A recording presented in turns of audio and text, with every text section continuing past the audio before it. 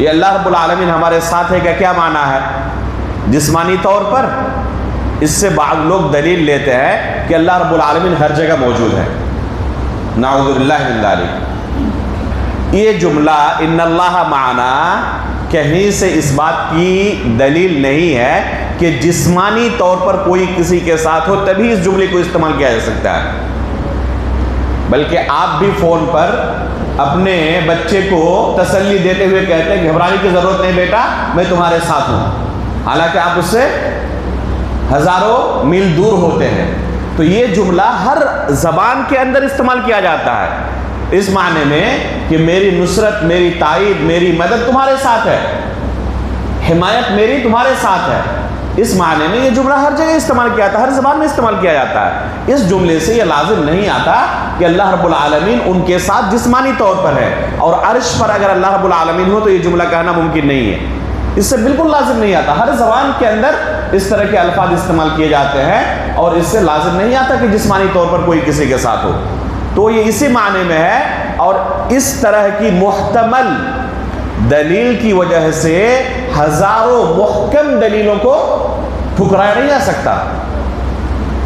اسی طرح کی آیتوں کے بارے میں متشابہ کہا جاتا ہے، اور اللہ تعالیٰ نے کیا کہا ہے؟ جن کے دلوں کے اندر مرض ہوتے ہیں، بیماری ہوتی ہے، یتبعون ما تشابہ منہ ابتغاء الفتنہ، فتنے کی وجہ سے کہ لوگوں کے درمیان فتنہ پھیلائے، اس طرح کی متشابہ آیات کے پیچھے وہ پڑے رہتے ہیں اور محکم آیتوں کو چھوڑ دیتے ہیں۔ بے شمار محکم آیتیں ان کو نظر نہیں آتی، اسی طرح کی متشابہ آیتیں انہیں نظر آتی ہیں۔ اسی طرح سورۃ المجادلہ کے اندر اللہ رب العالمین نے کیا کہا ہے؟ ما یکون من نجوا من ثلاثۃ الا هو رابعهم، کہ تین لوگوں کے درمیان اگر سرگوشی ہو تو اللہ رب العالمین چوتھے ہوتے ہیں۔ تو اس سے بھی کچھ لوگوں نے اسی طرح کی دلیل پیش لینے کی کوشش کی کہ اللہ رب العالمین ان کے ساتھ جسمانی طور پر ہوتے ہیں، نعوذ باللہ من ذالک۔ ابھی کہا گیا جو جواب ان اللہ معنا کا، وہی جواب بالکل یہاں پر بھی ہے کہ اس سے لازم نہیں آتا کہ جسمانی طور پر ہی ہو تو یہ کہا جائے گا۔ تو اللہ رب العالمین عرش پر مستوی ہے، یہ آیت اس کے مخالف نہیں ہے۔ یہ آیت اللہ کے رسول نے کب کہی تھی ابوبکر صدیق کو؟ غار ثور کے اندر، جب پناہ گزی تھے اور جب دشمن بالکل قریب آ چکے تھے، اس وقت اللہ کے رسول نے یہ لفظ ادا کیا تھا جس کو اللہ رب العالمین نے قرآن کریم کے اندر نقل فرمایا ہے، قرآن کی آیت کے طور پر اسے نازل کیا ہے۔ یہ وہ آیت ہے جس میں ابوبکر صدیق رضی اللہ تعالیٰ عنہ کا تذکرہ قرآن مجید کے اندر ہے۔ ابوبکر صدیق رضی اللہ تعالیٰ عنہ اور ان کا یہ گھرانہ انتہائی مبارک گھرانہ ہے۔ جب تیمم کی آیت نازل ہوئی، اور اس کی وجہ بھی ابوبکر صدیق رضی اللہ تعالیٰ عنہ کی یہی لخت جگر عائشہ رضی اللہ تعالیٰ عنہ کا معاملہ تھا، تب صحابہ اکرام نے کیا کہا تھا کہ اے آل ابوبکر، یہ کوئی پہلی برکت نہیں ہے آپ کی طرف سے جو ہمیں حاصل ہوئی ہو، اس سے پہلے بھی آپ کے گھرانے کے متعلق اللہ رب العالمین کی طرف سے آیتیں نازل ہو چکی ہیں، آج کوئی یہ پہلی برکت نہیں ہے۔ تو یہ آیت ابوبکر صدیق رضی اللہ تعالیٰ عنہ کی فضیلت کے متعلق ہے کہ اللہ رب العالمین نے قرآن کریم کے اندر ان کی فضیلت کے متعلق آیت نازل کی۔ اللہ کے رسول صلی اللہ علیہ وسلم 3 رات تک اس غار میں رہے، اور ابوبکر صدیق رضی اللہ تعالیٰ عنہ کے فرزند عبداللہ رات کو آتے اور اس غار میں اللہ کے رسول اور اپنے والد محترم کے ساتھ رات گزارتے، چپکے سے آتے اور رات گزارتے۔ اسی طرح ابوبکر صدیق رضی اللہ تعالیٰ عنہ کے غلام عامر بن فہیرہ راتوں کو چپکے سے آتے بکریوں کو لے کر، اور تازہ دودھ دو کر اللہ کے رسول اور ابوبکر صدیق کو پلاتے۔ اس طرح تینوں رات مسلسل ان کا آنا جانا لگا رہا۔ جس دن اللہ کے رسول غار چھوڑ کر جانے والے ہیں 3 دن کے بعد، پہلے سے اتفاق کیے ہوئے تھے مکہ کے ہی ایک شخص عبداللہ بن اریقیت کے ساتھ، یہ راستے کے بڑے ماہر تھے۔ کچھ لوگ ہوتے ہیں راستوں کا بڑا علم رکھتے ہیں، اور یہ بڑے امانت دار بھی تھے۔ پہلے ہی ابوبکر صدیق اور رسول اللہ صلی اللہ علیہ وسلم نے انہیں اپنی دونوں سواریاں دے دی تھی، اور ان کے ساتھ اتفاق کر لیا تھا کہ آپ 3 دن کے بعد اس جگہ پہنچ جائیں، یعنی پہلے سے یہ پلان تھا کہ ہمیں نکل کر کہاں جانا ہے، اور ان کو کہے ہوئے تھے کہ 3 دن کے بعد آپ غار ثور پہنچ جائیں۔ یہ وعدے کے مطابق دونوں سواریوں کو لے کر غار ثور پہنچ گئے۔ وہاں پر ابوبکر صدیق رضی اللہ تعالیٰ عنہ کی لخت جگر اسماء رضی اللہ تعالیٰ عنہ بھی پہنچی، اور گھر سے زاد راستے کی ضرورت کے لیے کچھ کھانا وغیرہ گھر سے پیک کر کے لائے تھے، لیکن جس تھیلے میں کھانا وغیرہ لائی تھی اسے باندھنا بھول گئی تھی۔ یہاں پر آ کر پتہ چلا کہ یہ تھیلا ابھی کھلا ہوا ہے، تو کس سے باندھے؟ انہوں نے اپنا کمربند نکالا، اسے پھاڑا اور اس تھیلے کا منہ باندھ دیا، اس لیے انہیں ذات النطاقین کہا جاتا ہے۔ اسماء رضی اللہ تعالیٰ عنہ کا ایک لقب کیا ہے؟ ذات النطاقین، 2 کمربند والی، تو اسی واقعے کی وجہ سے ان کا یہ لقب پڑ گیا ہے ذات النطاقین۔ اس طرح اللہ کے رسول صلی اللہ علیہ وسلم، ابوبکر صدیق اور عبداللہ بن اریقیط جو کہ ابھی بھی کیا تھے؟ کافر تھے، یہ تینوں اب مدینے کی طرف رخ کرتے ہیں۔ اب 3 دن کے بعد ان کا سفر شروع ہوتا ہے مدینے کی طرف، 3 دن تک مکے کے اندر ہی ہے۔ اب یہ راستے کے بڑے ماہر تھے، جو عام راستہ مدینے کی طرف جاتا تھا 3 دن کے بعد بھی اس راستے کا انتخاب نہیں کرتے، بلکہ ایک ساحلی علاقے کا راستہ منتخب کرتے ہیں، اور ایک ساحلی علاقے سے مدینے کی طرف جاتے ہیں۔ مکہ سے راستے میں بہت سارے معجزات ظاہر ہوتے ہیں۔ مثلا ایک معجزہ یہ، ابوبکر صدیق رضی اللہ تعالیٰ عنہ فرماتے ہیں کہ ایک پہاڑی کے اندر ایک بہت لمبا چٹان تھا، وہ چٹان ظاہر ہوا، اور اس چٹان کی آڑ میں بہترین سایہ موجود تھا، تقریباً دوپہر کا وقت ہونے کو تھا، اور ہم چل ہی رہے تھے، راستے میں ایک بندہ بھی ہمیں نہیں ملا، کسی انسان کے ساتھ ہمارا کوئی مقابلہ نہیں ہوا، یہاں تک کہ جب ہم نے دیکھا کہ ایک سایہ ہے بہت بڑے چٹان کا، تو ہم نے مناسب سمجھا کہ یہاں پر کچھ دیر آرام کریں۔ چنانچہ وہاں پہنچنے کے بعد میں اترنے کے بعد جگہ کو صاف کیا اچھی طرح سے، اس کے بعد رسول اللہ صلی اللہ علیہ وسلم سے درخواست کی کہ اللہ کے رسول آپ یہاں کچھ دیر آرام کر لیں، اور میں یہاں چوکیداری کر رہا ہوں، ادھر ادھر دیکھ رہا ہوں کہ کہیں کوئی خطرہ ہو تو فوراً ہم پھر راستہ بدل لیں گے اور آگے کا پھر پلان کریں گے۔ اللہ کے رسول صلی اللہ علیہ وسلم اطمینان کے ساتھ سو گئے۔ اسی دوران ایک چرواہا اپنی بکریوں کے ساتھ ظاہر ہوا، پوچھا کہ تمہاری بکریوں میں کوئی دودھ ہے؟ تو اس نے انکار کیا، لیکن ابوبکر صدیق رضی اللہ تعالیٰ عنہ نے جب اس بکری سے دودھ دوہنا چاہا تو کافی اس سے دودھ نکلا، یہاں تک کہ وہ پورا پیالہ بھر گیا اور اوپر جھاگ نظر آنے لگا۔ اللہ کے رسول صلی اللہ علیہ وسلم تب تک بیدار ہو چکے تھے۔ اللہ کے رسول صلی اللہ علیہ وسلم نے پیٹ بھر کر دودھ پیا۔ اس کے بعد پھر آگے کے سفر کے لیے اللہ کے رسول نے کہا کہ اب ہمیں آگے نکلنا چاہیے، اب یہاں بہت زیادہ آرام کر کے وقت ضائع کر کے فائدہ نہیں ہے۔ تو چنانچہ اسی دھوپ کے اندر اب زوال ہو چکا تھا، اتنی دیر میں زوال کے بعد دن میں ہی آگے کا سفر اللہ کے رسول نے جاری رکھا۔ راستے میں اور ایک واقعہ پیش آیا ام معبد اور ابو معبد کے گھر میں، گرچہ اکثر جو روایتیں ملتی ہیں وہ روایتیں صحیح سند سے مروی نہیں ہے، لیکن ایک سند ایسی ہے جو کہ کسی حد تک قابل قبول ہے۔ اس سند کے مطابق جو قصہ ملتا ہے، اللہ کے رسول ابو معبد کے پاس گئے اور ان سے درخواست کی کہ اگر ہو سکے تو اپنی بکریوں سے ہمیں کچھ دودھ پلائیں، ہم بھوکے ہیں۔ تو انہوں نے اعتذار کیا کہ میری بکریوں میں دودھ نہیں ہے، کیونکہ یہ تمام حاملہ ہیں اور ابھی دودھ کا وقت آیا نہیں ہے۔ اللہ کے رسول نے اجازت طلب کی، اگر اجازت ہو تو میں کوشش کروں، اجازت دے دی۔ تھن کو صاف کیا اور وہاں اللہ رب العالمین کی طرف سے اس تھن کے اندر پورا تھن بھر کر دودھ آ گیا۔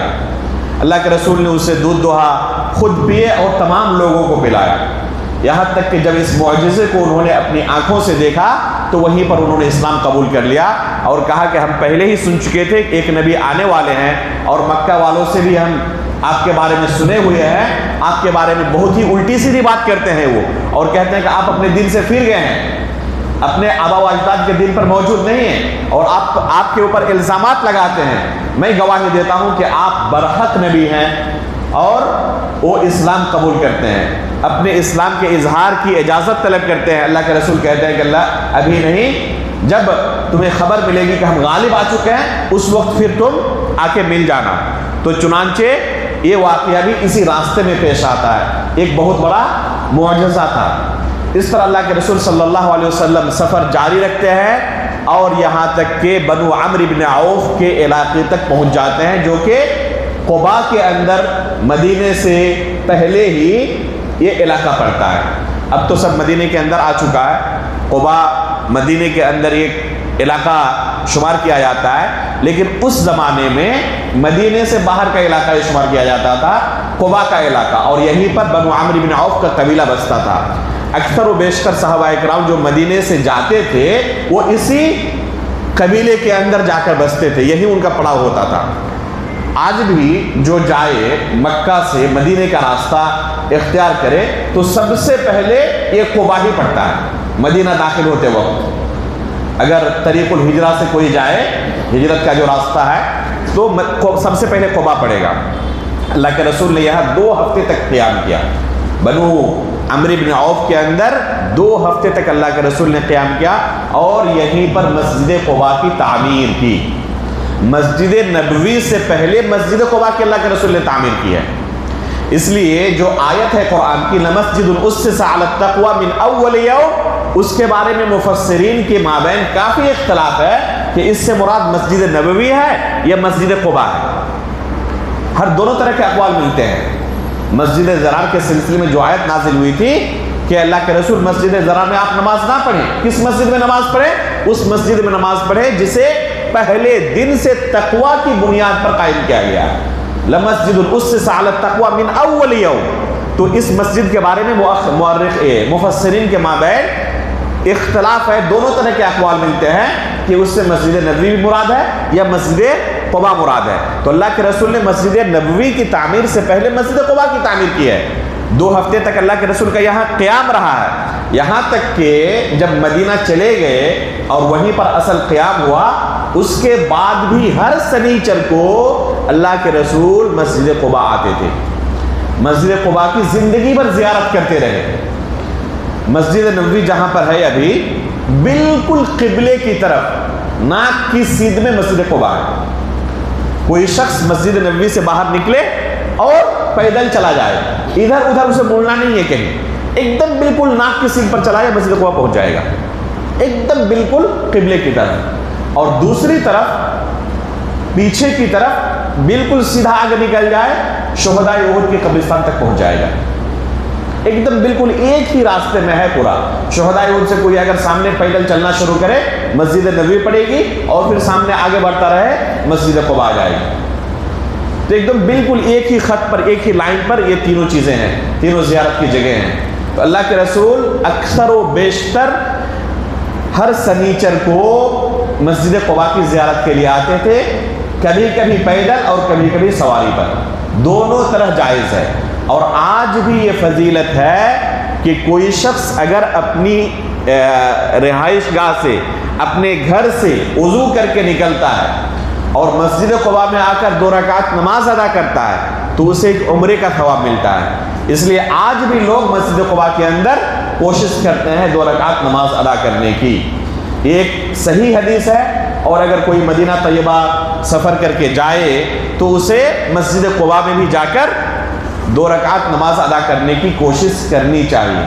البتہ کوئی اس نیت سے سفر کرے مدینے کا، مثلا کوئی انڈیا سے سفر کر کے جا رہا ہے کہ مسجد قباء میں 2 رکعت نماز ادا کروں گا اس لیے یہاں سے سفر کر رہا ہوں، اس نیت سے سفر کرنا جائز نہیں ہے۔ دیکھیں اس مسجد کی فضیلت ثابت ہے سنت رسول سے، حدیث رسول سے، اس کے باوجود اس ارادے سے سفر کرنا کہ میں مسجد قباء میں جا کر 2 رکعت نماز ادا کروں گا، اس سفر کی اجازت شریعت میں نہیں ہے۔ صرف 3 مسجدیں ہیں جن مسجدوں کا قصد کیا جا سکتا ہے عبادت کی نیت سے۔ وہ 3 مسجدیں کیا ہے؟ ایک مسجد حرام ہے، ایک مسجد نبوی ہے اور ایک مسجد اقصی ہے۔ صرف یہ 3 مسجدیں ہیں جن کا قصد کیا جا سکتا ہے عبادت کی نیت سے. باقی تاریخی اعتبار سے، سیاحت کی نیت سے، ٹور کی نیت سے دنیا کے کہیں بھی سفر کر سکتا ہے انسان، کسی بھی ملک کا سفر کر سکتا ہے. کوئی چاہتا ہے کہ میں امریکہ ٹور کے لیے جانا چاہتا ہوں، آسٹریلیا جانا چاہتا ہوں، افریقہ جانا چاہتا ہوں، جائز ہے، کوئی حرج نہیں ہے. لیکن عبادت کی نیت سے رخت سفر باندھ رہا ہے تو اس کی اجازت نہیں ہے. اگر مسجد قباء کی بھی اجازت نہ ہو تو اجمیر شریف جانے کی آیت ہوگی؟ اگر مسجد قباء کی بھی اجازت نہ ہو تو کیا خیال ہے اجمیر شریف جانے کی اگر کوئی نیت کرے رخت سفر باندھے تو اس کی آیت ہوگی؟ یہ بدرجہ اولا جائز نہیں ہے. اور کوئی اجمیر شریف تاریخی اعتبار سے نہیں جاتا ہے، کس لیے جاتا ہے؟ عبادت کی نیت سے، نیکی کی نیت سے. اس لیے یہ مسئلہ ہم سمجھاتے تھے. شیخ الاسلام ابن تیمیہ رحمہ اللہ نے کئی جگہوں پر اس مسئلے کو سمجھایا ہے، کئی جگہوں پر اس مسئلے کو سمجھایا ہے کہ اس نیت سے سفر جائز نہیں ہے کہ کوئی مسجد قباء میں نہیں کرے. یہاں تک کہ مسجد نبوی میں بھی اگر کوئی شخص نیت کر کے جا رہا ہے لیکن اس کی نیت میں کیا ہے کہ اللہ کے رسول کی قبر کی زیارت کے لیے میں مسجد نبوی جا رہا ہوں، اس نیت سے سفر کرنا مسجد نبوی کی جائز نہیں ہے. کس نیت سے سفر کرے گا؟ وہ سفر کرے گا مسجد نبوی میں نماز کی نیت سے، مسجد نبوی میں نماز پڑھنے کی نیت سے سفر کرے گا، یہ جائز ہے. اب جب وہاں پہنچ گیا مدینہ، اس نیت سے سفر کر کے گیا کہ مسجد نبوی میں نماز پڑھوں گا، اب اس کے لیے جائز ہے کہ مدینے کے اندر جو زیارت کی جگہ ہے، چاہے وہ شرعی زیارت کی جگہ ہو جو کہ 4 ہیں، یا تاریخی زیارت کی جگہ ہو جو کہ بے شمار ہیں، ان جگہوں کی زیارت کرنا اس کے لیے جائز ہے. شرعی زیارت کی صرف 4 جگہ ہیں مدینے کے اندر، 2 مسجدیں ہیں، 2 قبرستان ہیں، فقط 4 جگہ ہیں جہاں پر نیکی کی نیت سے کوئی شخص جا سکتا ہے زیارت کے لیے. 2 مسجد کون کون سی ہے؟ ایک مسجد نبوی اور دوسری مسجد قباء، اور 2 قبرستان ہیں، ایک شہدائے احد کا قبرستان، ایک بقیع الغرقد کا قبرستان. صرف یہ 4 جگہیں شرعی زیارت کی جگہ ہیں، باقی تاریخی زیارت کی جگہ بے شمار ہیں.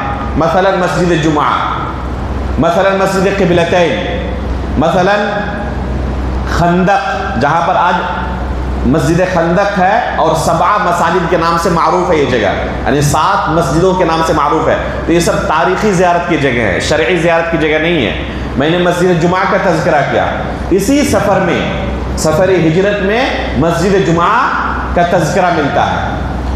ابھی کہا گیا تھا آپ کے سامنے کہ صحابہ کرام مصعب بن عمیر رضی اللہ تعالیٰ عنہ کی محنت سے کافی زیادہ مدینے میں اسلام پھیل چکا تھا، اور سب سے پہلا جمعہ جو قائم کیا گیا اسلامی تاریخ میں وہ یہی مصعب بن عمیر رضی اللہ تعالیٰ عنہ کی امامت میں تھا، مدینے کے اندر اسی قبیلے میں. اور یہ لوگ کس قبیلے میں رہتے تھے؟ وہی بنو عمرو بن عوف کے قبیلے میں جو کہ قباء سے بالکل متصل ہے. تو وہیں پر مسجد جمعہ ہے جہاں پر سب سے پہلا جمعہ قائم کیا گیا تھا. یہ مسجد قباء سے بہت دور نہیں ہے، متصل ہے. اگر کوئی پیدل بھی جائے تو شاید 8 سے 10 منٹ لگیں گے. مسجد قباء سے اگر باہر نکلے کوئی مسجد جمعہ جانا چاہے 8 سے 10 منٹ میں پیدل پہنچ جائے گا کوئی. اور چونکہ گاڑی کا راستہ آج کل وہ بند کر دیا گیا ہے، گاڑی سے بھی جائے تو ٹائم لگ جائے گا، اس لیے گھوم کے جانا پڑتا ہے. تو پیدل بھی جائے تو بہت نزدیک ہے. اس مسجد جمعہ کی تاریخ یہ ہے کہ اللہ کے رسول صلی اللہ علیہ وسلم جب 14 دن کے بعد مدینہ کے لیے نکلے تو ان لوگوں نے اللہ کے رسول کی اونٹ کی لگام تھام لی کہ اللہ کے رسول آپ وہاں پر ٹھہرے ہیں، ہمارے یہاں بھی آپ کو اترنا پڑے گا، نماز پڑھنی پڑے گی، ورنہ زندگی بھر یہ لوگ ہم پر فضیلت جتاتے رہیں گے کہ اللہ کے رسول ہمارے یہاں ٹھہرے تھے، آپ کیا نہیں ٹھہرے تھے. تب اللہ کے رسول اترے اور اس جگہ پر اس مسجد میں اللہ کے رسول نے نماز ادا کی تھی.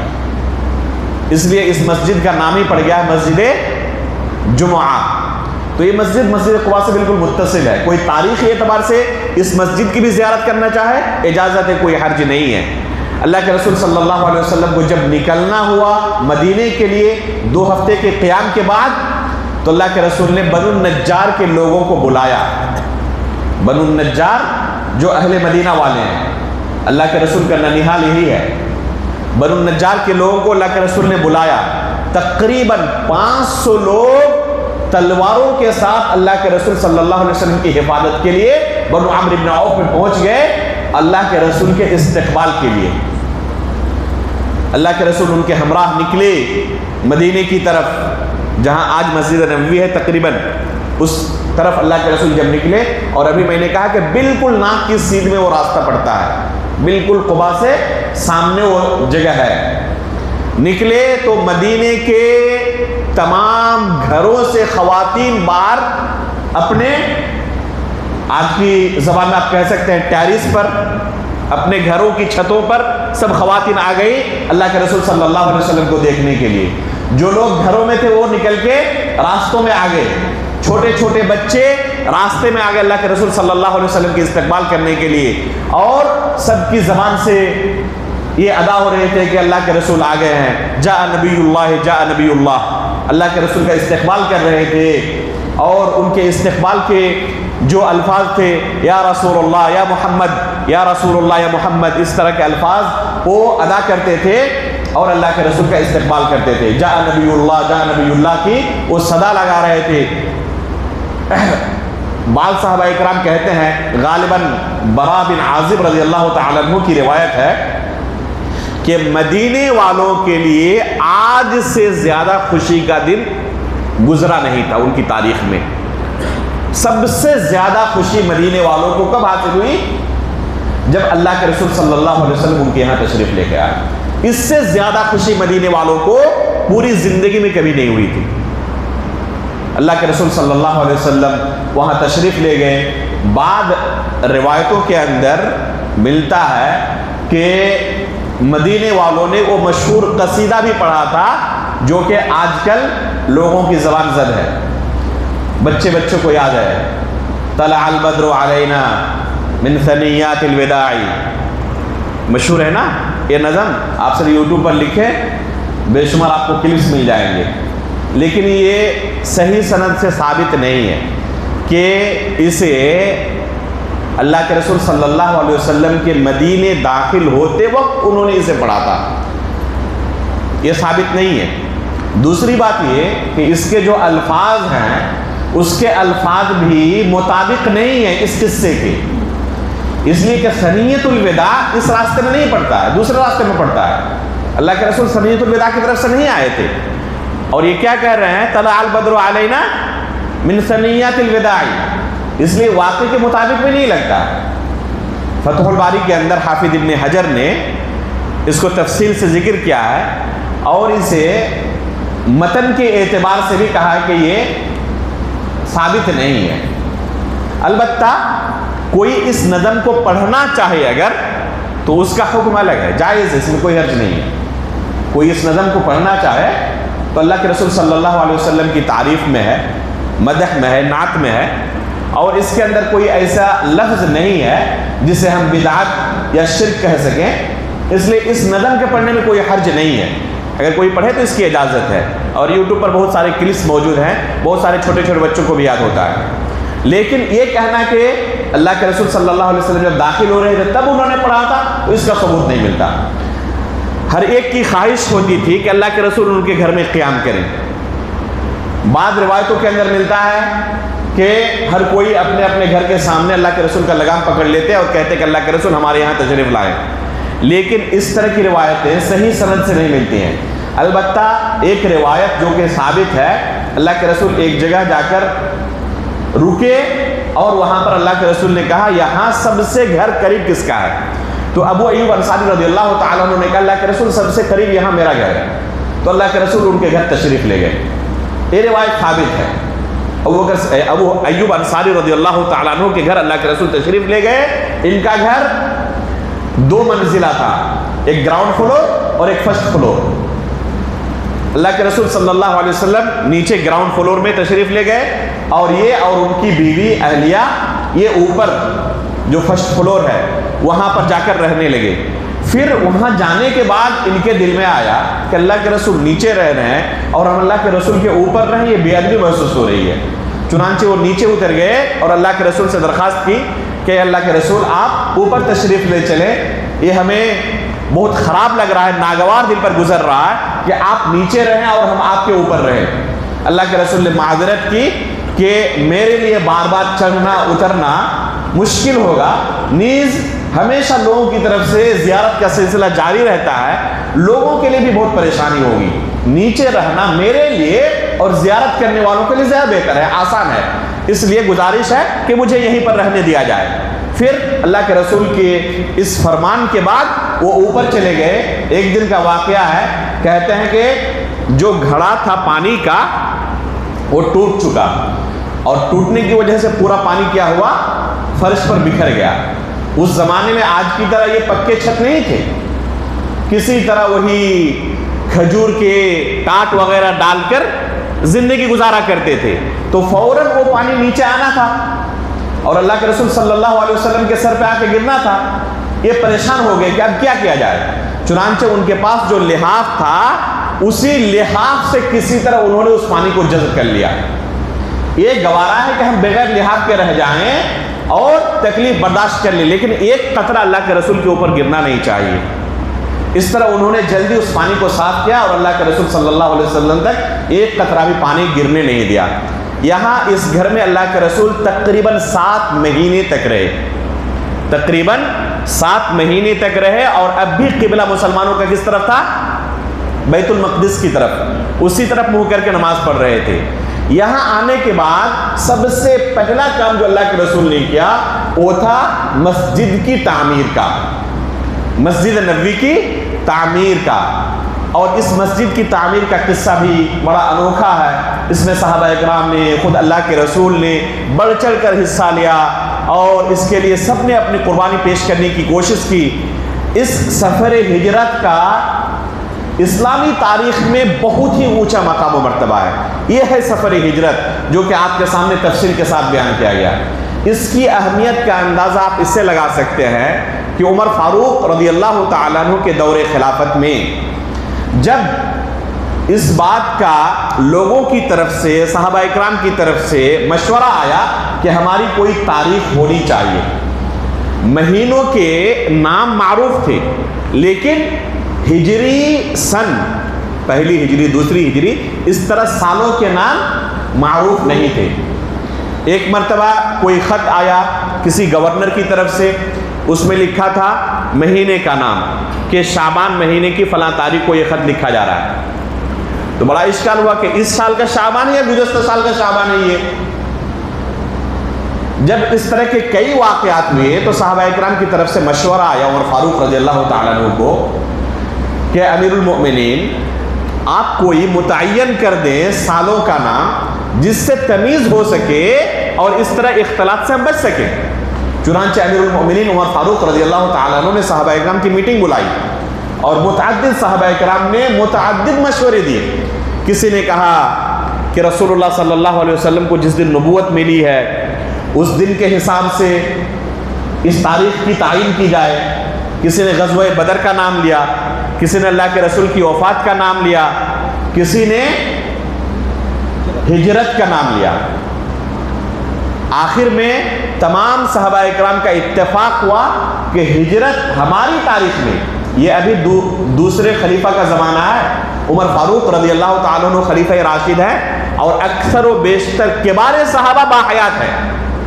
ان کے زمانے میں فیصلہ ہوا کہ ہماری تاریخ میں سب سے اگر اونچا مقام ہے تو کس چیز کو حاصل ہے؟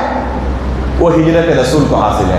اس سے اونچا مقام ہماری تاریخ میں نہیں ہے، اس لیے ہجرت رسول سے ہم اپنی اسلامی تاریخ کا آغاز کریں گے۔ اور اس کا پہلا مہینہ کون سا ہوگا؟ اللہ کے رسول پہنچے کب تھے، کس مہینے میں؟ مدینہ ربیع الاول میں، لیکن ربیع الاول کو پہلا مہینہ نہیں قرار دیا گیا، محرم کو۔ کیوں؟ کیونکہ مدینے کی طرف ہجرت کی نیت کب بن چکی تھی؟ بیعت عقبہ ثانیہ میں۔ اور بیعت عقبہ ثانیہ یہ کب ہوئی تھی؟ حج کے موسم میں، جب مدینے والے حج کے لیے گئے تھے، اور حج کا موسم کون سا ہے؟ ذی الحجہ کا مہینہ۔ تو اس کے بعد جو سب سے پہلا چاند نظر آیا وہ کون سا چاند تھا؟ محرم کا چاند تھا۔ تو یہ پہلا مہینہ ہے گویا کہ اسلامی تاریخ کا، اسلامی ہجرت کا، اس لیے کہ ہجرت کی پوری پلاننگ اسی بیعت عقبہ ثانیہ کے اندر ہو چکی تھی، اللہ کے رسول تیار ہو چکے تھے، ان سے وعدہ کر چکے تھے کہ ہم مدینہ آنے والے ہیں۔ تو اس کے بعد جو پہلا مہینہ آیا وہیں سے اسلامی کیلنڈر کی تاریخ شروع ہوتی ہے۔ پہلا مہینہ محرم کا قرار پایا اور پہلا سال ہجرت کا قرار پایا کہ جس سال اللہ کے رسول نے ہجرت کی ہے یہ اسلامی تاریخ کا پہلا سال ہے۔